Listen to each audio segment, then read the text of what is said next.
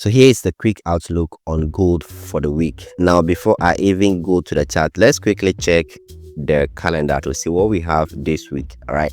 So this week, Monday, Tuesday, we don't have any news, but from Wednesday to Friday, we have news. And on Thursday and Friday, it's actually tentative. That's because of the US government, shutdown, right? So you could see under over here, we have US government data may be impacted by the shutdown. Tentative events are subject to delay, revision, or cancellation. So yeah, that's what you need to know over there. So on Wednesday we have the FOMC, and then on Thursday we have the advanced GDP. All right, and Friday we have core PC price index, right? But then let's see what we can do on Monday and Tuesday, right? So this is just a quick weekly outlook or expectation on gold, right? So this is the 1 hour time frame. I would like us to go to the daily time frame. Let's see what we have over there. So on daily time frame, price is still bearish on a daily time frame. If you can all attest to the fact that this bearish candle over here, it's actually a huge one. All right, it's actually a huge one, and this one that follows it's equally a bearish candle. So this bullish candle couldn't actually break above anything. It's still ranging in that zone within the bearish candle, and that is what we are still having over here. Price is currently bearish over here as well. But then let's go to the 4 hour time frame and see what we have. So if you look at this chart, the obvious level that you could mark is this swing high and the swing low over here. So the swing low over here formed first, this swing low formed, and after that this swing high formed. What are we seeing over here, guys? You have to be careful when trading this week. I'm not gonna lie, just be careful when trading this week. This chart over here is consolidating on a 4 hour time frame. All right, as consolidating on a 4 hour time frame. Now if you want to actually trade this market this way, then it will be good for you to be a scalper in the markets by using the lower time frame. All right, so by the lower time frame, I actually mean you using the 1 hour as your higher time frame. Then you use 15 minutes and the 5 minutes for your further analysis, right? Especially 5 minutes for entries, right? If you're used to using the 15 minutes for entries, then this around you should be using the 5 minutes for entry just to scalp. Otherwise you should just stay out of the market, because price chart over here right now is not encouraging, guys. It's not encouraging. The only area where you could actually enjoy the move of gold is when price break above this level. All right, it's when price either do something like this and break above this level, all right, or price do something the other way. Let me say price happens to do something the other way and break below this level, right? If price happens to break below this level, then you also go to proceed with the sell. But right now price is just basically ranging within this level. Now if we go to the 1 hour time frame, let's see what is happening over there, right? Let's see what exactly is happening over here, right? So you could see on a 1 hour time frame, price hasn't given a clear direction yet, so it has not broken above this particular level, which is from the 4 hour time frame, to indicate that price wants to go bullish, or price wants to still remain bearish.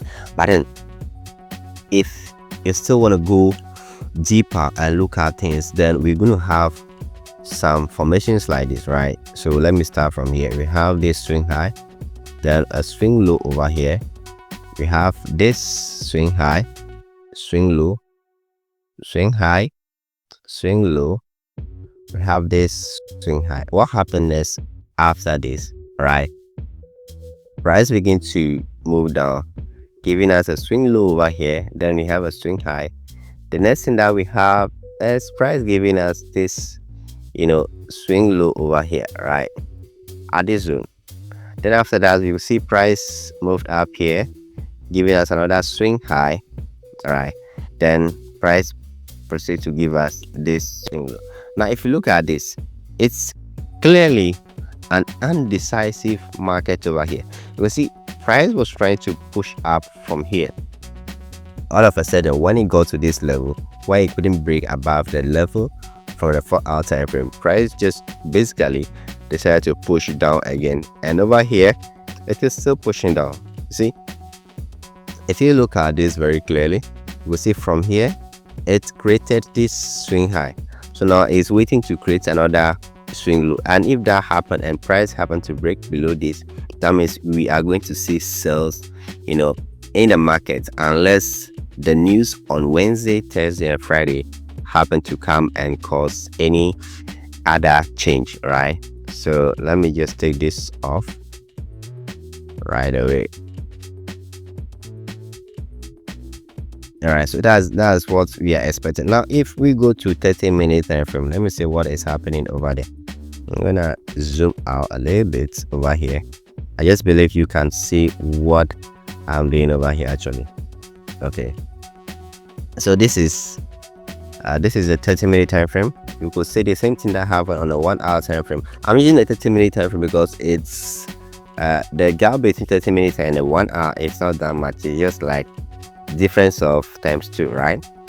That's it. Yeah, if I go to the 15-minute time frame straight from the 1 hour time frame, that's going to be a difference of times 4, right? Yeah, I just want time frames that are closely related, right? It helps a lot actually. So you can see that formation also happening over here, the swing high, swing low, swing high, swing low, swing high, then we have a swing low, then swing high, swing low stuff happening over here, and price is currently trying to even break this level on the 30-minute time frame, and when that happens, then price will actually keep going down, and provided it break below this particular level over here as well, price will keep going down. So guys, let's look out for the possibility that may happen on the market, and note that we always react to price. We don't actually tell price what to do. Price move on its own, then we react to it based on what we are seeing. That's how we trade. We don't just jump into trades blindly expecting price to do what we want. No, we expect price to move, then we react to whatever price is going to do.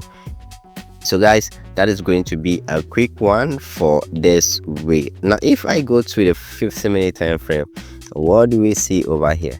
Guys, it's still not clear if we are going down or we are going up. But then, like I said, if price happen to break this level, come for this, and eventually break that level, which is from the 4-hour time frame to the downside, that means we are going to keep selling. All right, yeah, we are going to keep selling. So guys, take care. Once you are trading this week, just be careful how you trade, right? So that's going to be all for this video. If you like this video, just hit the like button on this video, and also leave a comment below. Don't forget to subscribe for more videos, and if you want any services, just check below. You're going to see the links in the video description. You can join my Telegram channel, and let's keep interactive over there. All right, I'll see you in the next video. Later.